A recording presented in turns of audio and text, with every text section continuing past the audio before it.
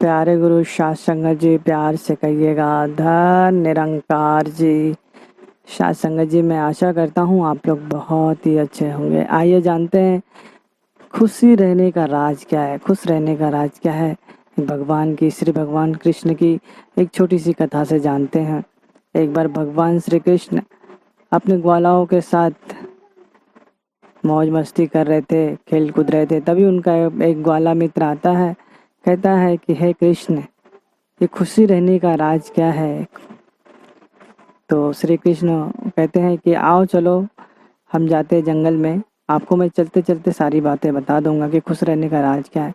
तो अब कृष्ण और वो ग्वाला दो जन साथ में निकल लेते हैं। जैसे कुछ बीच जंगल में पहुंचते हैं तो कृष्ण जी एक पत्थर उठा के ग्वाले के हाथ में दे देते हैं, अपने मित्र ग्वाले के हाथ में दे देते हैं।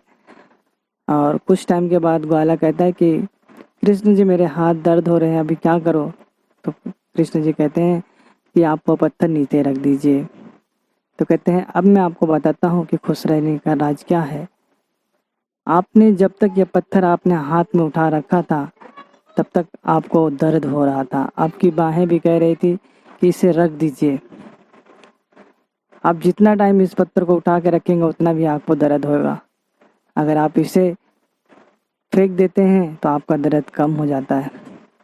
उसी प्रकार ये पत्थर रूपी दुख आप जब तक अपने हृदय में रखेंगे तब तक आपको दर्द होगा। जिस दिन आप सीख जाते हैं कि आप दुख को निकाल सकते हैं तो आप खुश रहना जान जाएंगे।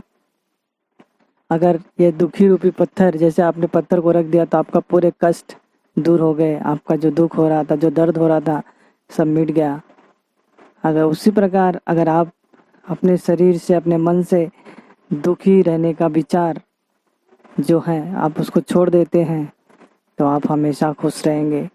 जो कल की बातें हैं उसे कल को ही छोड़ दीजिए।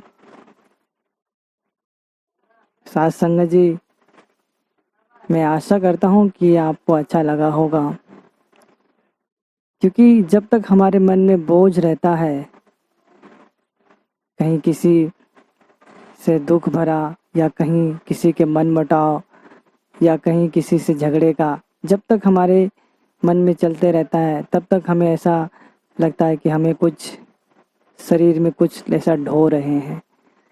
जिस दिन हम समझ जाएंगे इसके रहने से हमें दुख होता है, अगर हम उसे निकाल देंगे तो वह सोचना, जो बुरे दुखी बारे में जो सोच रहे थे दुख के बारे में, वह दुख निकल जाएगा। तो आपो आप मन हल्का हो जाएगा और फिर आप खुश रहने लगेंगे। साथ संगत जी, अगर यह आपको अच्छा लगा तो प्लीज़ एक बार प्यार से कहिएगा धन निरंकार जी।